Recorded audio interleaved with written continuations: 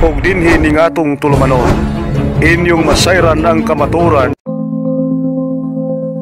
kay sa kamaturan.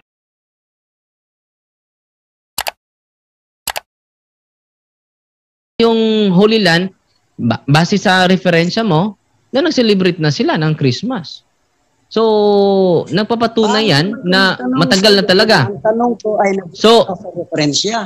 At hindi naman at ang kahulugan din ng Christmas ay pag-celebrate sa kaarawan mismo ni Kristo. Hindi sa inaalay natin sa araw. So, magkaiba yung pagan, kapatid. Kaya nga, ang first century Christian, hindi nag-celebrate sa pagan kind o pagan na pamaraan. Pero meron tayong celebration of birthday, yung Christmas ni Kristo, at binabasa ni hindi mo lang tinatanggap dahil hindi naaayon sa opinion mo. Yung binabasa, kinig ka sa ating kapatid, si Brother John Ray, binabasa niya, from the very earliest time of the Christian, they are celebrating at kung ating babasahin ang kapatid, nag-celebrate ang buong anghel, mga kawan ng Diyos, sa pagkasilang. Awit pa sila ng Gloria in Excelsis Deo. Sa Luke chapter 1 ba yan, bro? Diyan ang unang nag-celebrate, ang unang ating babasahin muna. Chapter 2. 8 to 9, 10. So, ang aming sinusunod, kapatid, yung kagalakan ng mga anghel. Kung sasabihin mo na pagan in origin, yung nasa isip mo, yung pagan ng origin. Pero yung celebration namin, it is a Christian in origin dahil kinuha namin iyon sa kagalakan ng mga anghel. Bakit po? Naisilang na ang may kapal. Naisilang na ang tagapagligtas. So, yun po ang origin sa aming celebration. Ayaw naman yung tanggapin ang tanong. Saan ba mababasa na referensya, kapatid, na ang origin ng Christmas is pagan in origin? Ipakita mo yung dokumento, kapatid. Hindi lang yung opinion mo. Ako po ay nagtatanong. Ako po ay nagtatanong ngayon. Ay, ka ba lang nagtatanong? Pwede maka-insert. Ako po ang nagtatanong ngayon. Bro, siya daw ang nagtatanong, bro. Pero pwede maka-insert konti lang para magbigay ng clarification. Sa iyo, bro. Teka muna, Benteng. Teka muna. Insert the konti si Brother Tata for clarification. Information clarification. Clarification. So, kanina, tinanong natin siya sa dalawang. Sandali lang, kantay lang. Kanina, tinanong kita ng dalawang dictionary sa definition sa Christmas, the celebration commemorating the birth of Christ. Yung dalawang dictionary, hindi mo panilalaan para sa iyo, mali. Ngunit, ang ginamit mong Catholic Encyclopedia, nag-define pa lang yung Christmas, the birth of Jesus Christ, Catholic Encyclopedia. Ibig ba sabihin, yung Catholic Encyclopedia, panilalaan mo, kaya ang dictionary, hindi. Maliban dyan, sinagot ko na kanina yung tanong mo. Hindi lang nyo tanggapin. Ate, basahin ulit, ha? Basahin ulit natin, ha? Para sa ginamit natin ang isang aklat na binasa mo. Huwag na yung basahin. Teka muna, Bad Bayenting, ano natin si Brother Tata muna. Yung tanong mo, sinagot ko na kanina, pati yung kang deklarasyon, dekreto ni St. Eleusporos, ikawalong Santo Papa mula kang San Pedro, nag-decrete, nagpagalabas na sang dekreto nga every priest kailangan mag-celebrate ng misa sa panahon sa Christmas night, 3 masses, 125, dimini pa yun. Di ba? Aking basahin ulit. Hindi lang nyo tanggapin. Aking basahin ulit. Ano ang ito, the choice of December 25 was influenced by the fact that the Romans, from the time of Emperor Aurelian 275, had celebrated the birth of the Sun God, Sol Invictus, the unconquered Sun. Huwag kang mag-anos dyan, ha? On that day, December 25 was called the birthday of the Sun, yung araw. And the great pagan religious celebration of the Mithras cult were held all through the empire. Take note, yun ang aking sabihin sa iyo. Mayroon karugtong, take note. The popes seem to have chosen December 25 precisely for the purpose of inspiring the people to turn from the worship of a material sun to the adoration of Christ the Lord. It has sometimes said that the nativity is only to Christianize pagan festival. Dalawang uring celebration. Iba yung sa pagan, yung Sol Invictus, ang sa aming mga Kristiyano yung Christmas, the birth of Jesus Christ. Sinagot na kayo dyan kanina. Balik naman kayo magtanong. Sinagot ko na kanina. Brajando. Yes, but Bayenteng. Go ahead, Bayenteng. Sige ha. Ito ba? Ang binasa ko na referensya galing sa New Standard Encyclopedia Volume 4. Ang sabi dito, early Christian did not commemorate the birth of Jesus because the celebration of the birthdays was of pagan origin. It does not mean that the believers on the first century, they were violated to celebrate because they celebrated the Sol Invictus. No! The wording of this encyclopedia is referring to the birth of the Savior, but they did not celebrate because the birthday celebration is of pagan origin. It is not the Sol Invictus is not involved to this idea. Only in keeping birthday celebration is of pagan origin. According to this encyclopedia, we are taught that the believers of the early Christian did not commemorate the birth of Jesus because the celebration of the birthdays was of pagan origin. It doesn't mean Ipatuloy mo. It doesn't did not celebrate because they were instructed not to celebrate the Sol Invictus. No, it refers to the Savior. Ipatuloy mo, kapatid. Ipatuloy mo yung the next paragraph. Tapos ko na pinasa kanina. Ipatuloy mo ulit. Ipatuloy mo ulit. Sige, tuloy ulit. Balik. Early Christian did not commemorate the birth of Jesus because the celebration of birthdays, marami pang referensya, because the celebration of birthdays was of pagan origin.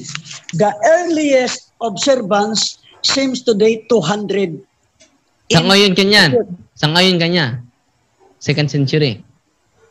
Wala problema. Sa ngayon kanyan. So, sa matagal na, second century na nagsimula. Granting na second century nagsimula. Patuloy mo yung pagbasa, kapatid. Let me finish my answer. They celebrated the birthday 200 AD in Egypt. Yes. But according to what I read in student mail... Ipatuloy mo muna. Ipatuloy mo muna ang pagbasa. Binasa ko na. Ipatuloy mo muna. O sige. Ipatuloy mo muna. Baka hindi sang-ayon yan sa'yo. Bakit hindi mo ipatuloy ang pagbasa? Ipatuloy mo muna. Earliest of second century? Ito kanina. Ipatuloy mo nga eh. Bakit hindi mo ipatuloy? Nasa iyo ang aklat. Hindi sang-ayon sa'yo. Yun lang isang linya ang sang-ayon sa'yo. Yan ang mahirap sa inyo. Kukuha lang kayo sa naaayon sa gusto ninyo. Hindi nyo hinahanap talaga ang katotohanan. Hinahanap lang ninyo yung gusto ninyong mabasa. Gusto ninyong mapakinggan. So, ipatuloy mo. Teka muna. Badwenteng, teka muna, Badwenteng. Badwenteng, teka muna. Kasi, may gustong itanong daw ito si Ronel Nuneza ng Pentecostal. Brother Ronel, ano yung gusto mo ipahabol, Brother Ronel? Brother Ronel? Oh, nawala. Brother Ronel? Ano gusto mo ipahabol? Hello, kapatid. Hello. Oh, go ahead. Magandang gabi sa lahat, no? First time ko na meet si Sir Darwin, yung pare niyo, mga kapatid. So sa kanya ako magtanong para ako.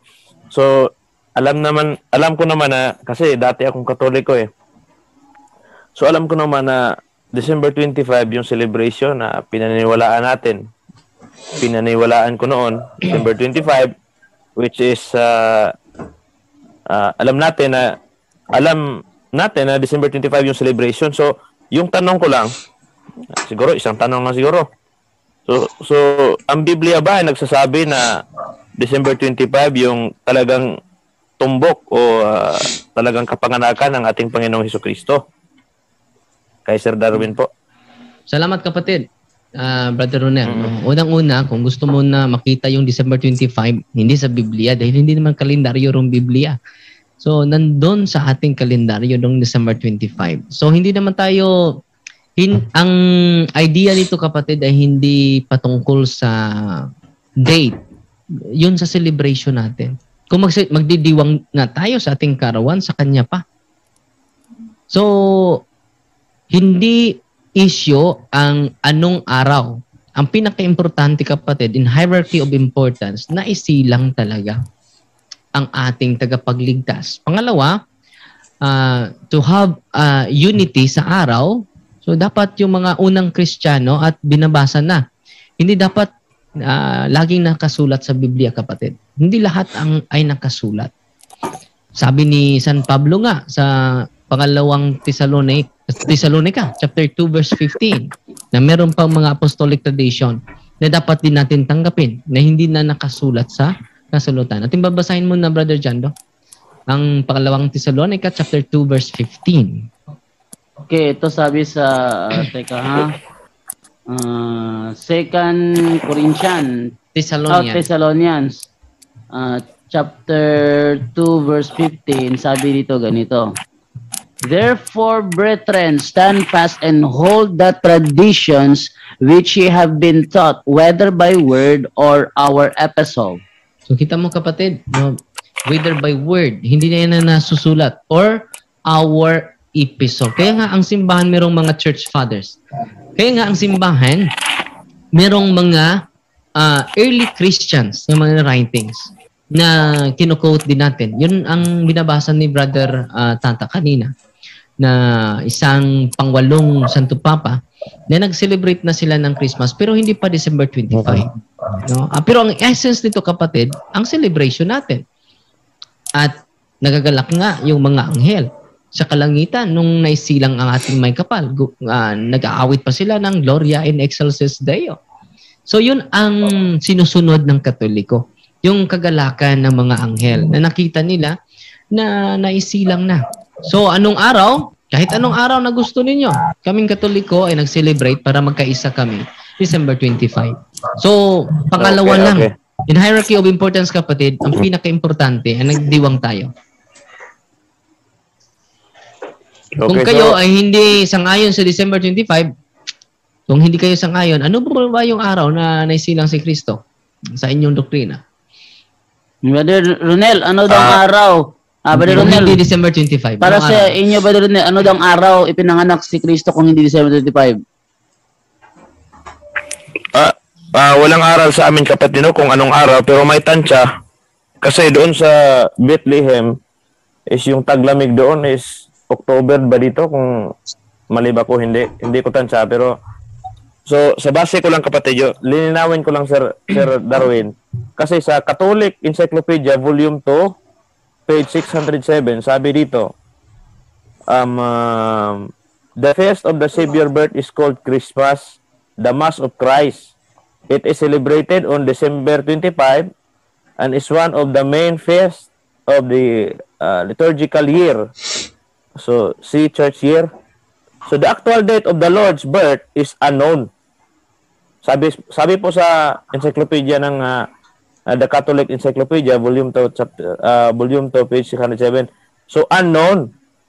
And its commemoration was generally included in the Feast of the Manifestations, Epiphany, January, the first century of the Christian Epiphany. So, ibig sabihin, ituloy ko lang, history. In about the year 330, however, the church in Rome definitely assigned December 25 for the celebration in order to honor Christ, the light of the world and the true Son of Justice. This was the day which had been dedicated in pagan Rome to the feast of the sun god and had been called birthday of the unconquered sun. By the end of the 4th century, this Roman date of the Nativity is universally accepted churches both on the east and west. So, yung punto ko lang dito sa ibabaw. So, ibig sabihin yung celebration na December 25 na kapanganakan ng Panginoong Hesus, sabi ng dictionary, ng encyclopedia na po, is unknown. Hindi po tukoy kung December 25 ba. Kaya't sabi dito, yung Roman Catholic, yung mga namumuno po sa inyo ay ginawa po na December 25 kahit sinabi nyo doon sa una na unknown pala yung December 25. Hindi pala December 25 talaga. So, man-made po. Kung wag nyo sa... Brother Ronel. Brother Ronel mo kapatid, dahil unknown. So, sinagot ko na kita kanina kapatid na hindi masyado importante ang date, ang importante yung celebration. So, lagi kayong nag-o-object. Ang tanong ko sa iyo, nag-celebrate ba kayo? Nagdiwang ba kayo? Na isilang ating Panginoon? Sagutin niyo. Siyempre. Yes, sir. Kailan? Nag-celebrate kami. Very good. Kailan? Araw-araw. Dapat Araw-araw ba pinanganak ang Panginoon? Bro. Araw-araw ba pinanganak ang Panginoon, bro? Hindi. Celebration yung sinasabi. Sagot yan, bro. Bro. Sabi nyo, araw-araw nag-celebrate ng birthday. Dapat. Bro, anong unawa mo sa birthday, bro? Bro, teka muna, Brother Ronel, anong unawa mo sa birthday? Ano yung birthday? Just imagine araw-araw.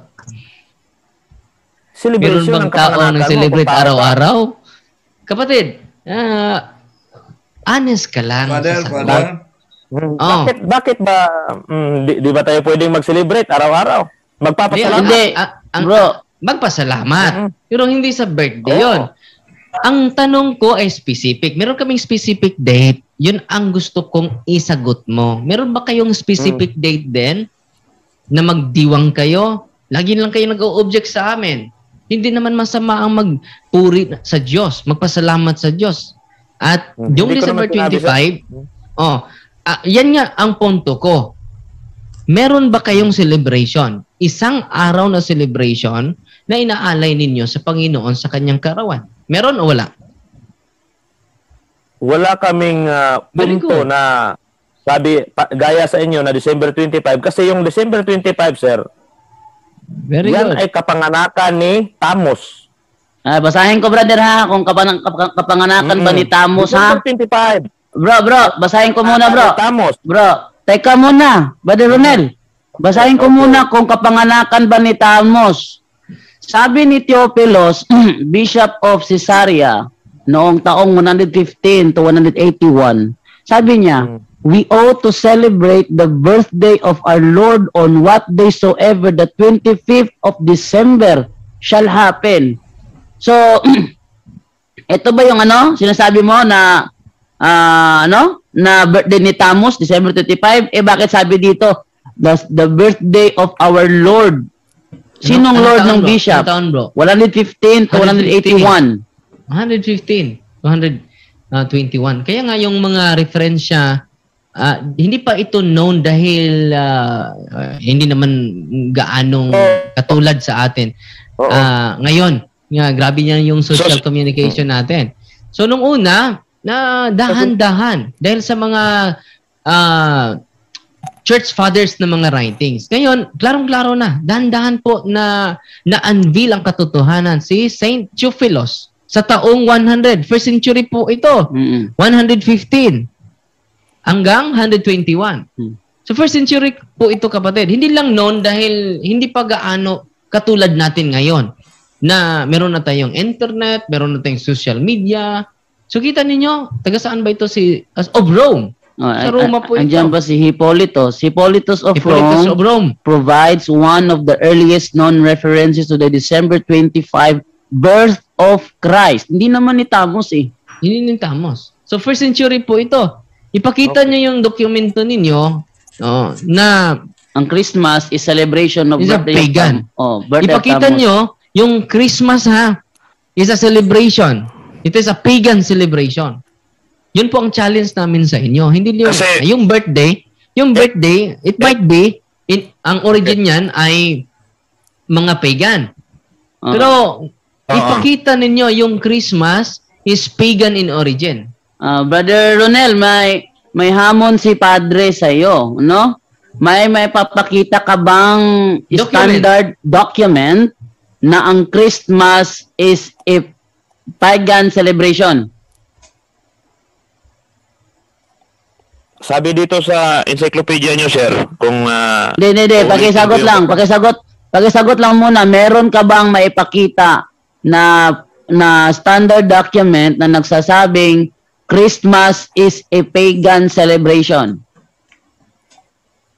Wala akong mapakita sa ngayon. Wala. Jando. Pero yung mismo, yung Catholic Encyclopedia nyo, yung binasa ko, volume 2, page 607, unknown. So, yung nagbigay pala ng December 25 is yung Roman Catholic only, not in biblical, not biblical. So, hindi ang utos rin ng mga apostol.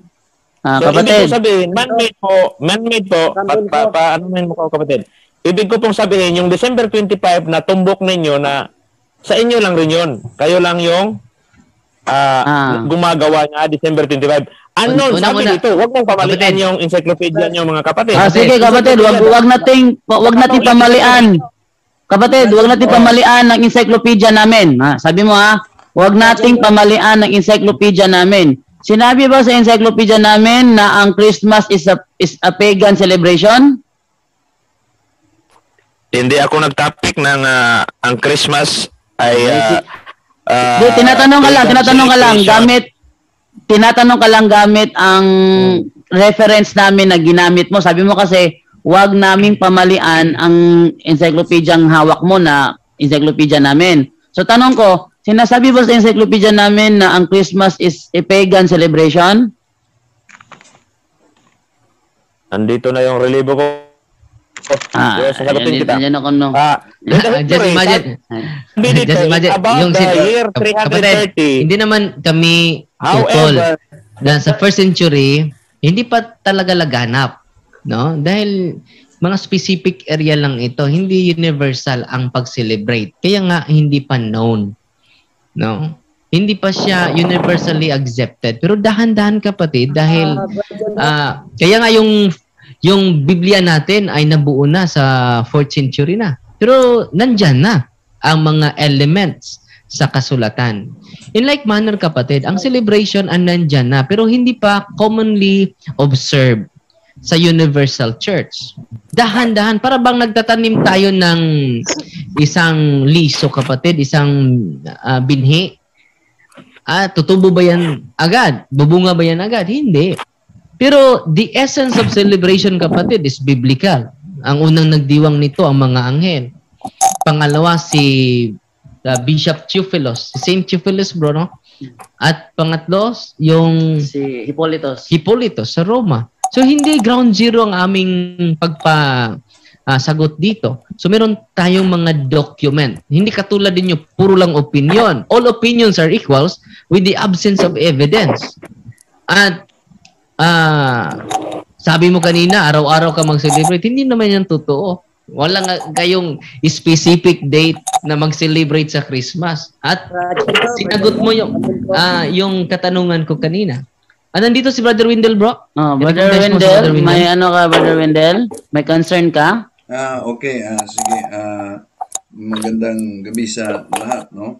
Dahil una, yung mga pamamutol nila ng referensya, pero gusto nila letra por letra, batay din sa referensya mabasa. Ito po referensya ng Protestante, no? Ito po ay History of the Bible World. At ang may akda ay si Nelson Keyes na isang Protestante. Kung tingnan po natin ang pahina 131, ito po ang ating mabasa. The Lord Jesus Christ was born on December 25th, a Friday, the 50th day of the new moon. Dito sa referensya ng Protestante, siguradong sigurado sila na sa December 25, Dahil meron tayong proper calculation yan, no? Using the Gregorian calendar and the Jewish calendar. Okay. December 25, the birth of our Lord Jesus Christ. At kung dito naman tayo sa Biblia na New King James Version, ito po'y protestante mga kapatid, meron pong chronology dito sa last part. At sa kanilang Biblia, ang mabasa natin sa chronology, Christmas, December 25, we celebrate the birth of Jesus Christ. So, kahit mga protestante, na-publish nila mismo sa kanilang the New King James Version na Bible. Kaya ayan lang po, Father. Salamat, Brother Windel. At meron pang si ating guest ngayon, si Brother Ismael. Brother Ismael, ipatuloy mo yung pagbasa, bro. And then magtanong ka. May additional kung babasahin tungkol sa date. Patuloy mo muna. Patuloy mo muna, bro. Mo-insert muna ko sa bago ko magpatuloy. Sige, hindi mo na yung... sige, bro. Yung date na binasa ng isang protestante kanina. Pero dito, Encyclopedia International Volume 4. Very good. Tingnan nyo. Page 404, paragraph 1, 1967 edition. It says, the actual date of Jesus' birth is unknown. Another encyclopedia, Compton Encyclopedia, let me finish. Compton Encyclopedia, Volume 5, Article Christmas, page 332, paragraph 9, 1960 edition says, the exact date of Christ's birth is not known. Another, World Book Encyclopedia, Volume 3, Article Christmas, page 404, paragraph 1, 1967 edition says, no one knows exactly when Jesus was born. Daghan pa kaning referensya, pero basahon ako ring usa. Karing Encyclopedia International, Volume 4, Article Christmas. Paminawin very pakinggan niyo mabuti kasi parang controversial kini. Encyclopedia International, Volume 4, Article Christmas. 414 page niya, paragraph 2, 1967 edition. December 25 was already a major festival in their pagan Roman world, the Dies Natalis Solis Invicti, or birthday of the unconquered sun, falling within this week-long celebration of the Saturnalia, a feast honoring the renewal of the sun and the winter solstice. Pagan celebration of December 25 had included feasting, dancing, lighting bonfires, decorating homes with grains, and giving gifts. So, when this became a Christian festival, when this demonstrative pronoun, referring to the pagan practice, so when this became a Christian festival, the custom continued, but with a Christian meaning imparted to them. Kini-Christianize na lang. Pero ang practice, ang tanong, bro, katulad ng birthday celebration. So, patuloy ko sa tanong. Tanong. So, yun ang tanong mo, bro. Kasi kaya ang sagutin ni yung bro, yun po ang mga referensya mo, no? Na it is known, it is not known, no? Tinatanggap naman natin, kapatid, na it is not commonly universally during the time celebrated. Pero binabasa naman natin na mayroong mga Kristiyano sa 1st century, 115 AD, si Saint, ano yun, Brother Jando? Saint Kwan. Atin muna babasahin ulit. Balikan natin si So para bang isang liso, kapatid, hindi nakikita ng bunga. So ngayon, yung 4th century mo na babasahin mo natin. Yan, sa 1st century. Si Theophilos, Bishop of Caesarea, AD 115 to 181. We ought to celebrate the birthday of our Lord on what day soever the 25th of December shall happen. So dito, kapatid, na meron ng mga Kristiyano sa 1st century, hindi lang lahat. Dahil hindi pa commonly observed. Dahil ilan lang ang nag-celebrate nito. Meron tayong dokumento, meron pang pangalan, meron pang first century, 115. Sino pa bro? Basahin natin. Padre Darwin, Ah, pwede ba matanong si kapatid Ismael, Padre, kung dahil hindi niya tinatanggap ang December 25 dahil ito ay pagan tapos Christianized? Yun ba ang paniniwala mo, kapatid? Bro, Ismael? Bro Ismael, tinatanong ka kapatid. Base sa binasa ko kanina, I'll repeat, babasahin ko ulit. Parang Encyclopedia International Volume 4 Article Christmas. It says, December 25 was already a festival in the pagan Roman world. Dies Nasalis Solis Invicti. So meron ng December 25. Then, birthday of the unconquered sun. Falling within this week, long celebration of the Saturnalia, a feast honoring to the renewal of the sun at the winter solstice. Pagan celebrations on December 25 had included feasting, dancing, lighting bonfires, decorating homes with greens, and giving gifts. So, when this became a Christian festival, so ano po ang na-became?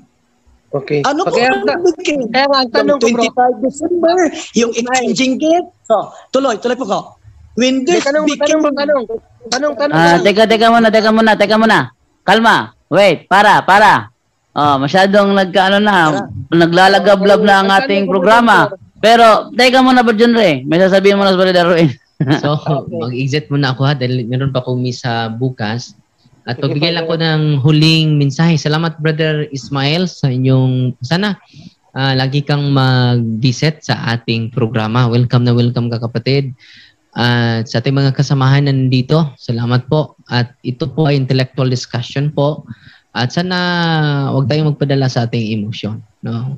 At yung mga panghuling hirit ko na lang sa mga document na binabasa ni Brother Bayinting, kung sasang-ayunan mo yung mga dokumento ng simbahan na naaayon sa yung unawa, kapatid, sana buksan mo naman yung isip mo sa ibang dokumento na hindi naaayon sa iyo para po makita natin yung tunay na katotohanan. Tinatanggap namin na Christmas is unknown, no? Pero hindi natin matatago ang katotohanan na meron ding mga Christian na nag-celebrate. Pero hindi lang siya katulad ngayon na universally accepted na. Pero dahan-dahan, no? Dahil ang simbahan ay laging nagre-research, ang simbahan ay laging nakikinig, ang simbahan ay hindi close-minded, lagi siyang tumutubo hanggang ngayon, parang isang liso, isang binhi, na kapag itinanim mo, hindi yan agad na lalaki. Hindi din yan agad na magbubunga. Ganito din ang celebration natin sa Christmas. Sa first century, para lang isang liso. Pero ngayon, it is universally accepted na. At yung mga dokumento mo, meron nag-celebrate sa second century, so patunay yan na matagal na talaga ang celebration na ito. At yung binabasa natin ng mga church fathers ay nagpapatunay din. Sana po ay buksan nyo po yung isipan din ninyo. Kung kinukote ninyo yung mga Catholic Encyclopedia namin na naaayon lang sa inyong gusto, sana naman ikukote din ninyo yung hindi naaayon sa inyo. Para makita ninyo ng buong buo ang katotohanan. Because truth shall set us free. John chapter 8 verse 38. Maraming salamat ni Brother Ronel na nag-interact din sa atin. At patuloy kayo dahil uuwi na ako sa kumbento dahil punong-puno yung schedule natin ngayon. Merong 6 na in-exercise natin. Merong process na pumupunta dito. At ang dami po na mga kababalaghang nangyari kanina. At salamat po sa inyong lahat at patuloy kayong makikinig. No? Umabot na tayo ng mahigit sa 900 viewers. Actual na salamat Brother Bayinting dahil ikaw din ay naging instrumento na ang ating mga tagapakinig at ating mga viewers ay buhay na buhay ngayon.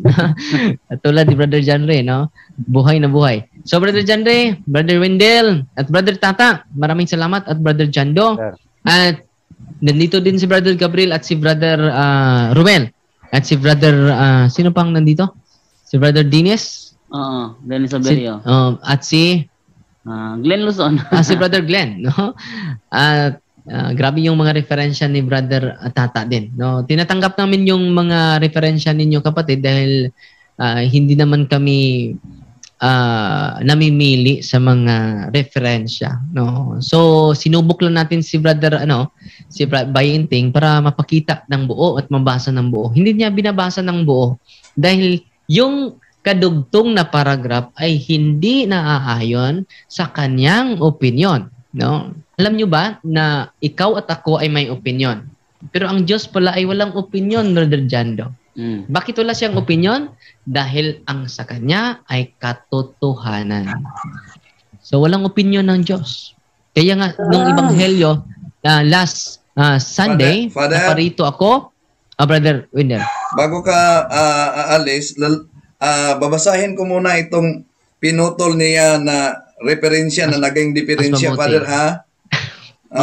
May pinutol pala. Ang referensya na naging diferensya, ang ginagamit niya yung Encyclopedia International, Volume 4. Okay. Tungkol sa Christmas. Tama, may nabasa siya na December 25 was already a major festival in the pagan Roman world. The Dies Natalis Solis, yun po ang nakasulat. At binasa pa, di ba hinting kanina, December 25 had included feasting, dancing, lighting bonfires, decorating homes with grains, and giving gifts. O yun, nabasa niya yan. At ito, nabasa niya. So, when this became a Christian festival, yun, kaya, yung pagano, konklusyon niya, nagawang festival ng mga Kristiyanos. May pinutol. Ito, so, when this became a Christian festival, the customs continued, but with a Christian meaning imparted to them. Yun ang malinaw. Nagpatuloy. Binasa ko yun kanina. Sandali muna. Excuse me, binasa ko yun kanina. Dinapos ko, hindi pinutol. Sandali. Yun ang kanakin sa binasa ko. Hindi ko pinutol. Sandali muna, no? Ito ang nakasulat, no? The giving gifts. When this became a Christian festival, the custom continued, but with a Christian meaning imparted to them. Napakalinaw po yan. Throughout the Middle Ages, the Christian was richly varied religions, holidays. Yun po ang mabasa natin. So, kung meron mang celebration ang mga pagano, hindi ibig sabihin na yung sa mga pagano ay inadapt ng mga Kristiyano. Dahil kung tingnan natin yung mga pinutol din na mga aklat na gamitin sa ibang sulpot na sekta, lalo na yung Handbook of Christian Feast and Custom na naunang ginamit ni Brad Tata, ito talaga ang nakasulat. It has sometimes been said that the Nativity is the only Christianized pagan festival. However, the Christians on those early centuries were keenly aware of the difference between the two festivals. One pagan and one Christian on the same day. Christmas itself, its feast, its meaning and message is in no way connected with any pagan mythology or your rite. Yun po ang nakasulat sa kasaysayan. No? Brad Jando? May pinasa sa akin si Brother Thor na isang referensya dito na nauna pala ang Christmas sa Sol Invictus. Yes, nauna pa. Nauna pala ang so hindi siya pwede na kinopya galing sa pagano kasi nauna. The Festival of Sol Invictus on the 25th December in the later Roman Empire combined the festivals of both the old sun god and the new official sun god. The Circus Maximus had been dedicated to Sol Invictus since ancient times. Then was dedicated to Sol Invictus. The Roman Emperor Aurelian created the cult of Sol Invictus during his reign in AD 270. Yung ating binasa kanina, ang Christmas, December 25, 115. Yung Sol Invictus, 270. So, nauna pala ang Christmas celebration ng mga Kristiyanos sa pagan celebration. Sa pagan at Sol Invictus. Paano maging kopya yon? Ibig sabihin, Padel, ang pagano ang nangopya. Brajendo. Yes, Brad Benteng? Kayo na mag-exit ako, bro, ha, Brad Ismael? Kayo na lang magpatuloy, Brad Ismael. Kayo na magpatuloy ni Brother, parang aabot pa ito na alas 12. Salamat, Brother Ismael. Sana magpatuloy ka sa ating programa at huwag kang mahiyan na makapasok. Welcome po yung lahat na mga kapatid natin na mahal na kaibayo natin sa pananampalataya. God bless po sa ating lahat. Patuloy kayo. Okay. Brajendo. Okay, go ahead, Brother Bahenteng. Sabi mo na uuna ang Christmas kaysa Sol Invictus. Babasahin ko ha. Pakinggan mo mabuti. Merit Student Encyclopedia Volume 4 Article Christmas. Page 478, paragraph 2, 1972 edition, nag-ingon. Says, December 25 was an important holiday long before the rise of Christianity. Long before the rise of Christianity. Tuldok. Then, the Romans knew it as Natalis Solis Invicti, the day of the birth of the unconquered son. It was also the most important feast day of the Mitraic religion, one of the chief rival of early Christianity. The statement here, long before the rise of Christianity. Brad Wendell, anong sabi mo doon? Okay. Sasagutin natin. Babasahin na lang po, Brad, ka ng Jan Dolit, allow me to read this. Allow me. Okay, go ahead. Bro, Jan, ipa-clear mo lang yung Sol Invictus kasi yung inano niya kaganina na is yung Sol Invictus na celebration. Mamaya na, babasahin ko muna ito. Babasahin ko na yung ilang referensya. Meron ko lahat tanan. Lahat. Dito ko sa referensya. Webster's Family Encyclopedia. Allow me to finish, ha?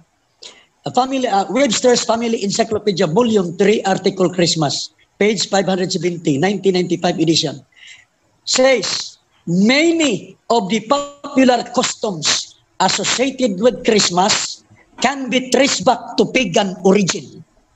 Next, Kohler's Encyclopedia, Volume 6, Article Christmas, page 403, says, in Northern Europe too, the Teutonic tribes celebrated the winter solstice and had developed many customs and traditions that became part of the feast of Christmas when they were converted to Christianity.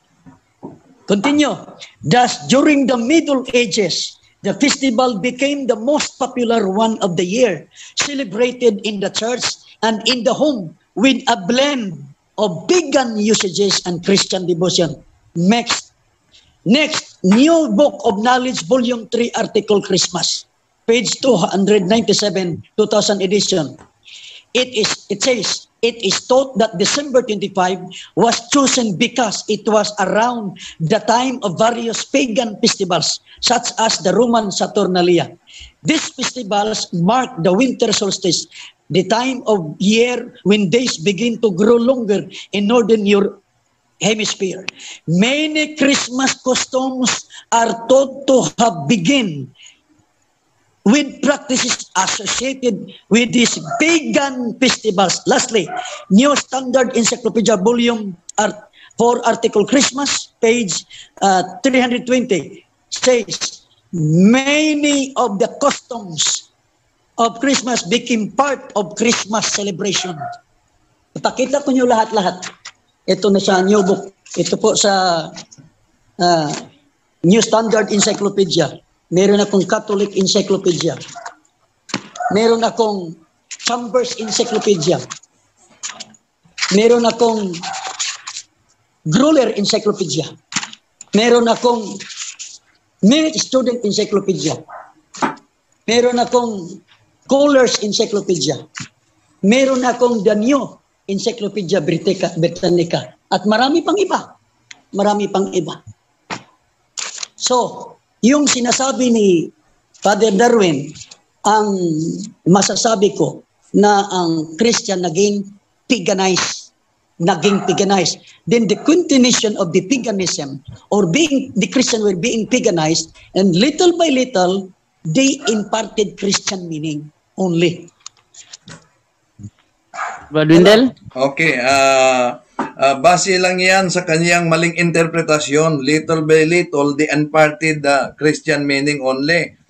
Kung tingnan natin yung binasa niyang referensya na naging diferensya, no?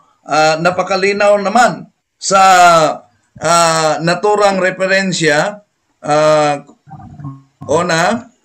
Yung Encyclopedia International.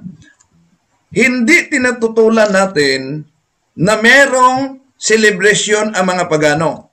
However, nabasa din natin, napakalinaw sa kasaysayan na ang mga Kristiyano ay may celebration sa naturang araw.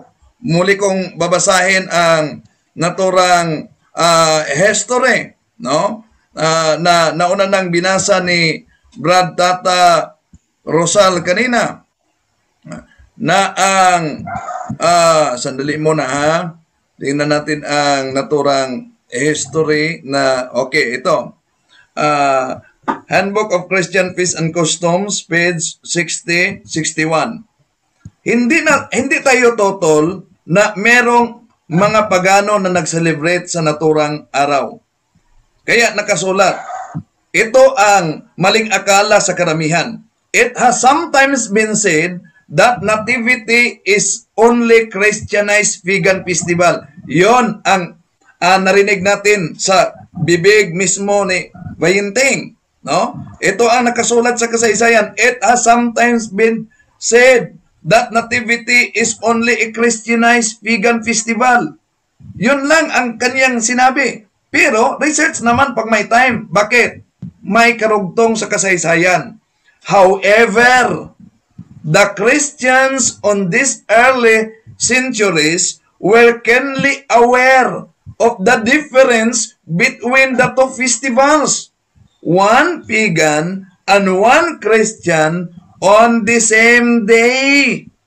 Yon ang hindi nila gustong isabi.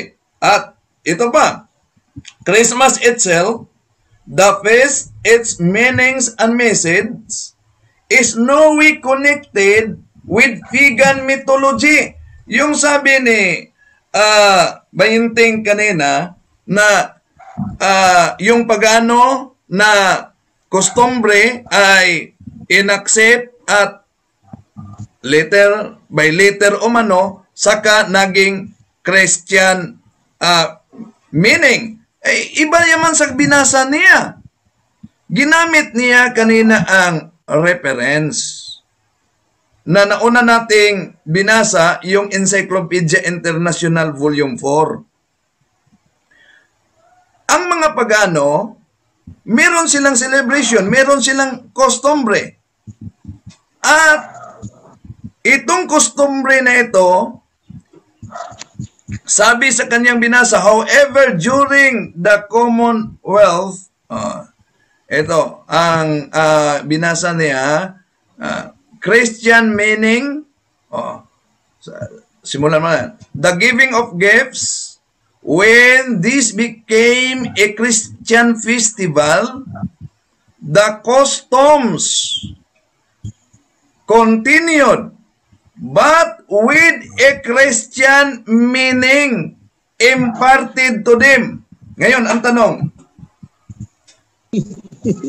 tanong mga kapatid, kung ang pagano ang nagkauna na gumawa at binigyan ng Christian meaning, mali ba? Halimbawa, si San Pablo, sa Gawa Kapitulo 17, versikulo 18, nakita niya sa altar mismo ng mga pagano sa Atenas ang Diyos na hindi kilala. Anong sabi ni San Pablo? Mga relihiyoso kayo mga kapatid, sapagkat nakita ko sa inyong altar ang Diyos na hindi kilala. Yung Diyos niyo na hindi kilala, yun ang ipakilala ko. Ibig ko sabihin, si San Pablo ay nangungopya ng aral sa mga pagano. Kaya, research naman pag may time. Ikalawa, sabi nila ang pagano ang nakauna, dapat hindi natin tanggapin kung ang pagano ang nakauna. Hindi siguro nila alam na may mga katotohanang itinuturo ang mga pagano, ngunit iyon ay tinanggap ng simbahang Katoliko upang mahinto ang pagan practice. Halimbawa, yung kalendaryo. Sino ba ang una na nag-practice ng kalendaryo? Yung mga pangalan ng araw. Yung buwan. Di po ba mga pagano? Ngayon, meron ba silang sariling kalendaryo?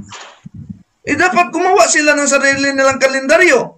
Patawa-tawa pa si kapatid na Benting. Pero parang hindi sila nangungopya. At maliban dyan, ang mga pagano, meron silang Christmas tree. Tama! May Christmas tree sila. Pero nang sinabi ng ating Panginoon Jesucristo sa San Juan Kapitulo 15 na siya ang puno, ibig ko ba sabihin ang ating Panginoon Jesucristo nangungopya mula sa mga pagano?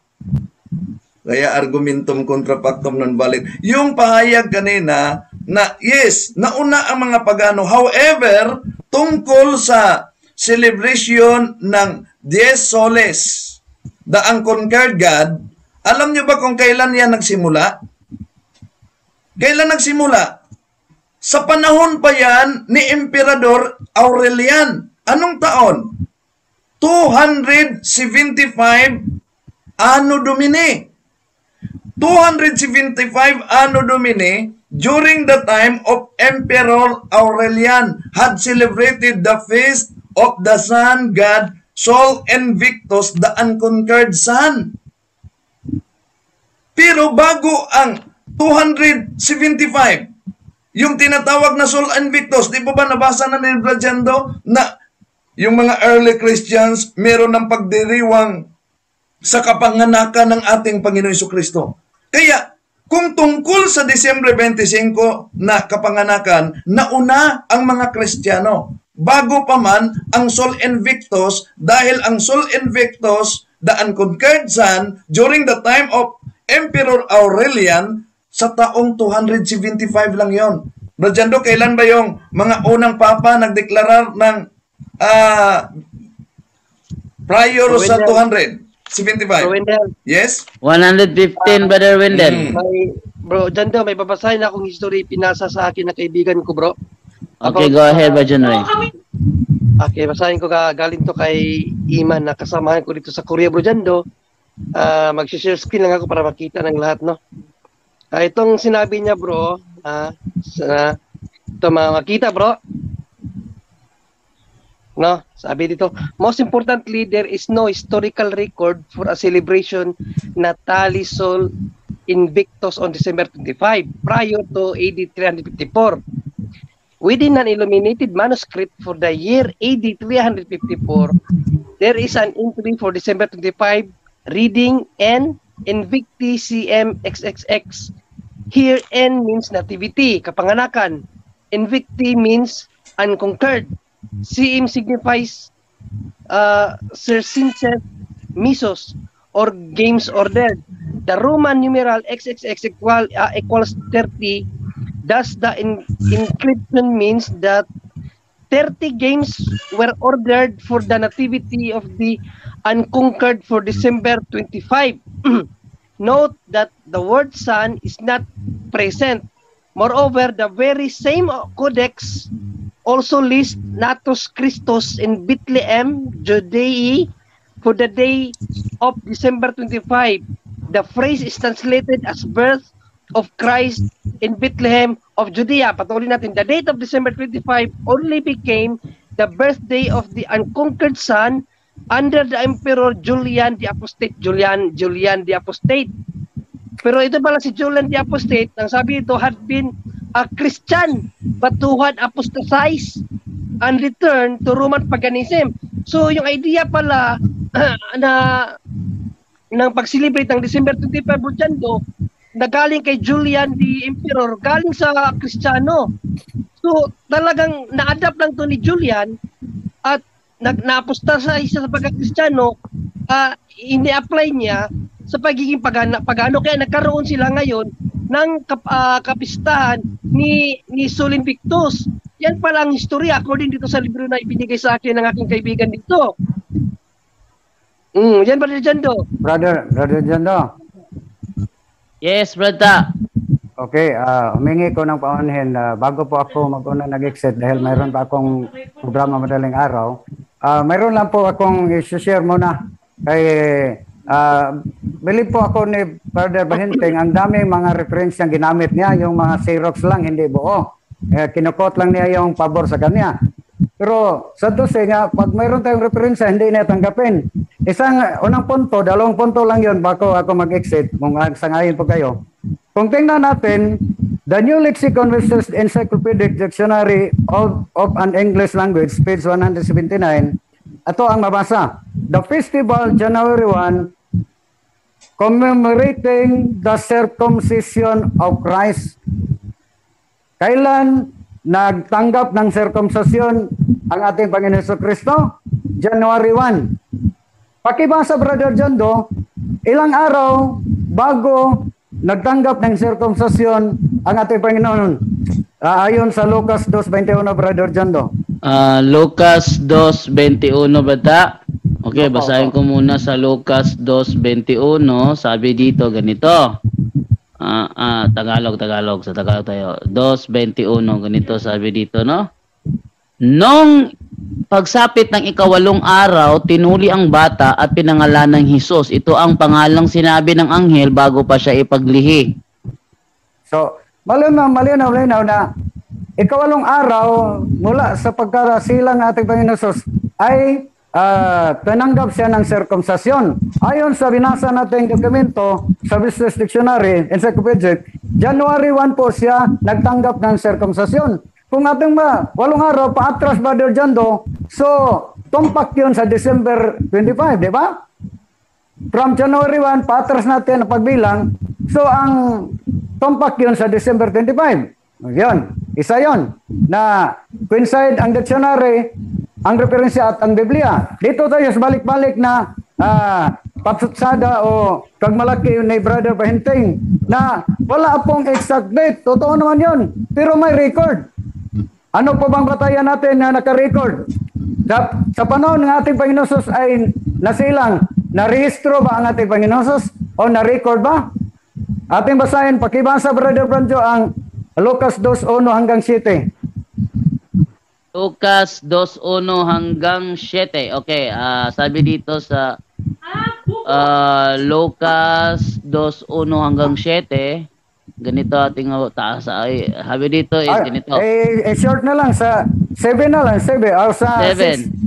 5 to 7 na lang, 5 to 7. 5 to 7. Kasama rin niyang umuwi upang magpatala si Maria na kanyang magiging asawa na noon ay nagdadalang tao. Habang sila nasa Bethlehem, sumapit ang oras ng panganganak ni Maria. Isinilang niya ang kanyang panganay na isang lalaki, binalot niya sa lampi ng sanggol at inihiga sa isang sabsaban sapagkat wala ng lugar para sa kanila sa bahay panuluyan. Okay, kung tingnan natin yun ang dahilan mula sa uno. Dahil po, sa uno, si Emperador Augustus nagpaglabas ng dekreto na mayroong sensus pagbilang sa lahat ng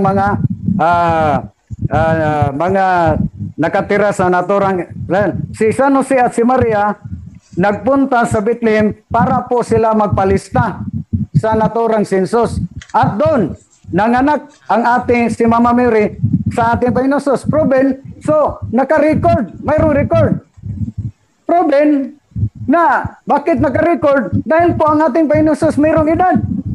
Diba? Mayroong, kung ang isang tao hindi niya alam kung kailan siya naipinganak, hindi niya, wala po siyang edad. Paano niya mabilang yung edad niya wala siyang record o hindi siya nakarehistro? Kung ating basahin pa rin dito, Lucas 2:32, mayroong edad ang ating Panginoon Jesus, 12. Di ba? At sa Lucas 3:23, bininyagan siya ni San Juan Bautista, ang kanyang edad ay 30 taon siya, 30 years. So, mayroong naka-record, nakarehistro ang ating Panginoon Jesus dahil po mayroon siyang edad. Ngunit, hindi pa yon ang exact date. So, siguro, sa December po, sa month of December, yon man ang ating talakayin patungkol sa Christmas, ating talakayin, yung sinabi kanina ni Brother Wendell, na mayroon calculation ng Simbahang Katoliko from Jewish calendar to this Gregorian calendar.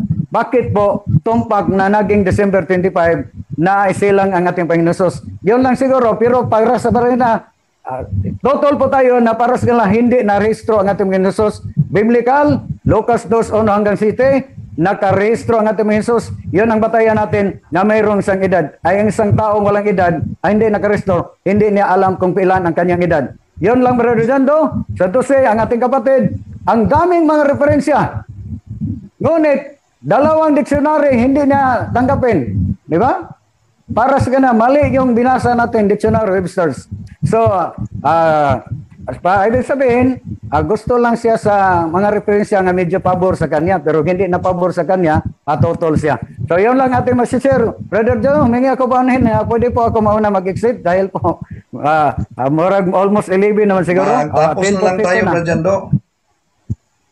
Ano yung Brad Wendell? Magtapos na lang tayo. Sige, ati mo nang ibigay kay Brother Bahinting muna para sa kanyang huling mensahe. Brother Bahinting, na-enjoy ka ba sa ating doctrinal talakayan na lumagpas tayo? Pero na-enjoy ka ba? Na-enjoy. Pero meron akong, before ko mag-exit, na meron akong i-qualify yung sinabi ni Brad Wendell na mas una ang Dies or Sol Invictus or mas una ang Christmas kaysa Sol Invictus. Sa referensya galing sa Chambers Encyclopedia, meron ako dito na lahat ito. Walang problema. Babasahin ko lang. Parang ma-qualify ko In the second place, the winter solstice. Alam natin ang winter solstice na sa December 17, 1892-21, December winter solstice was regarded as the birthday of the sun. And at Rome, a pagan festival of the nativity of the Sol Invictus was introduced by Emperor Aurelian on 25 December 274. Was introduced. The question is, to whom it was introduced? To whom it was introduced? Then the following statement, the church. Hindi ko pinutol the church. Sa church i-introduce. The church, able to stamp out this popular festival. Hindi na kaya ng church sa Roma na i-wipe out, stamp out this popular festival. Spiritualize it as the feast of the nativity of the Son of Righteousness. In other words, they knew that the feast of Sol Invictus, everything, but they spiritualize. And then, I'll repeat what I read. I believe what Brad Wendell read in Encyclopedia International. Kung pwede lang magtanong ko sa kanya, yung binasa niya kaganiha, sabi dito, pagan celebration on December 25 had included feasting, dancing, lighting bonfires, decorating homes with greens, and giving gifts. So, when this became a Christian festival, ang tanong ko po, sino ba ang tinutukoy yung salitang this, demonstrative pronoun? Sino ba? O ano ba ang tinutukoy yung this? Na na-became Christian festival. Ano po pang tinutukoy sa salitang demonstrative pronoun this? Brad Wendell. Patuloy siya, Brad Jando, yung pagbasa sa mamaya sasagutin ko yan, no? Dahil going to close na ang talakayan natin, pero mas mabuti patuloy natin ang talakayan bukas. Brother Bahenting, okay ka bukas, Brother Bahenting? Balik ka bukas? Bukas, pwede naman. Okay daw siya, Brad Wendell, bukas ng gabi, alas 8. No, sige. Saka Bro Jando, maigi bukas bro, sila lang dalawa ni Bro Wendell para tuloy-tuloy silang dalawa bro. Mas mabuti. Sige, so bukas, one-on-one sila ni Brother Wendell bukas. Okay sa iyo, Brother Wendell, one-on-one kayo ni Brother Bahenting? Okay. Ikaw, Brother Bahenting, okay sa iyo, one-on-one kayo ni Brother Wendell? So ang type is dialogue type. Pero dialogue type pa rin. Pagkatapos ng deliberation, may mga tanungan, Bro Jando, ha? Dialogue type pa rin, Brother Wendell? Oo. Dialogue type pa rin. Tag ilang minuto? 10 or 5? 10. 10 minutes ang ano. Okay, 10 minutes daw. So, Brother Bahenting, huling mensahe mo na lang muna sa gabing ito para magtapos na tayo. Almost 11, ha? Sige, maraming salamat sa lahat na nakikinig sa programang ito. Ug inyo lang nabati ang mga kamatuoran dinhi ning atong tulumanon. Kay usay-sabay kamatuoran. Ako lang hinaot, kadaghang kamog nakatunan. Daghang salamat.